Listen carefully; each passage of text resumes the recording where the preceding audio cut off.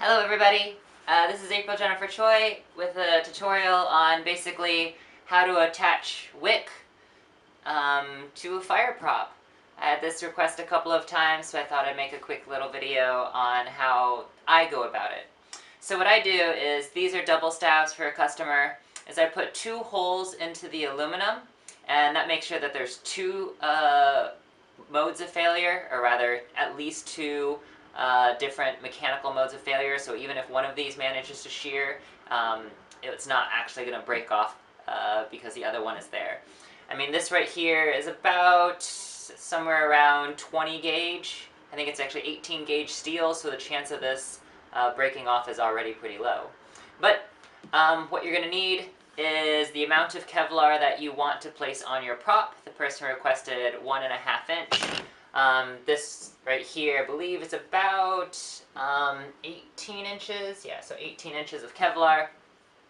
And then thread to sew it on, a pair of scissors to cut the thread, and then pliers that you'll see in a second.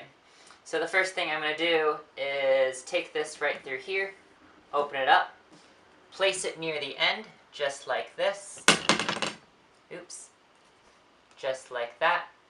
And then I'm going to take these little pieces that I cut them about 1.5, and I'm going to stick them through the two holes that I already had. These holes are a little bit large, but it'll still be perfectly fine. So if you can see, just like that. So they do come through the other side, and then I'm going to start pushing these through so they're flush, and wrapping in this case, the double staff that I'm making. So once I get this through, so now it's through one side and the other, through at least one layer. This right here means it goes through 2 layers on this side. Doing that again means that it goes through 2 layers on this side. Coming again means it goes through 3 layers on this side. And finally, one last time, means it now goes through 3 layers of Kevlar on both sides. So that's what it looks like right now. So beyond this, what I tend to do is center these up as much as I possibly can. And then I'm essentially just going to turn these like that so it starts gripping the Kevlar. But before I do that, I'm going to take the pliers and essentially turn these into staples. So you can see I'm grabbing here and moving them forward just like that, giving them little staple legs. There's right there. Another one right there. And once I have those staple legs in place, I'm clamping it down.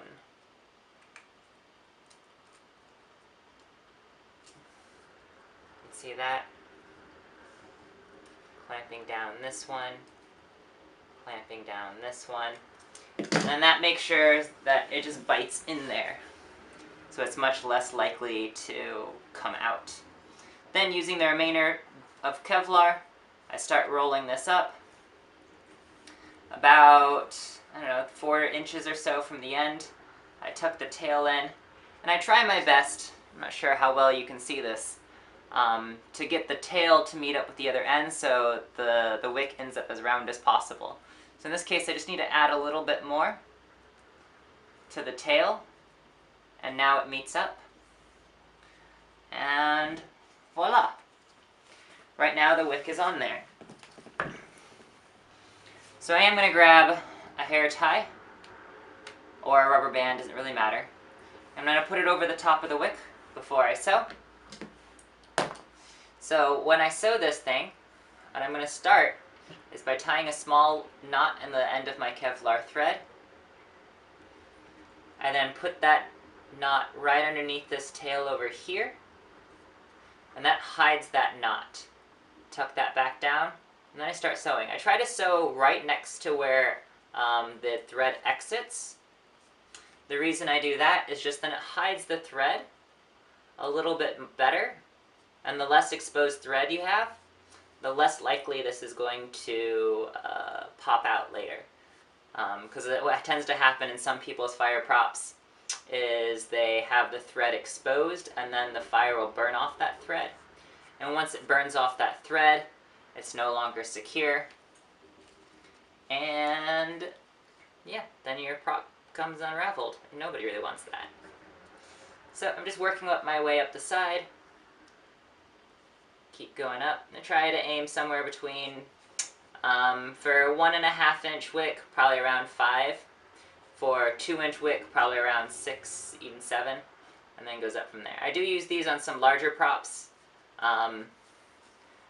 This method, I should say, on larger props, but showing it on here because this just happens to be the order that I'm working on when somebody else requested this. So now you can see it sews all that down. Come back out over here so you can see it better. So then to end this right here, what I do is I come back, get real close to that corner, come back in, tuck right inside that corner. Hopefully you can see that. So I'm going between those two threads. It's probably really hard to see, but that means now when I lift that tiny thread right there, I can just take the end of this, go 1, 2, 3 times around the needle, pull this back down like that. Now I have a tiny knot right in there. Now the cool thing of being right next to that tuck is then if I take the needle and I push through like this, it takes that knot, tightens it, but also pulls it in. And this also hides the tail a little bit better. So now all I need to do is snip the tail, and oopsies, that is done. And that's how I put on my wicks.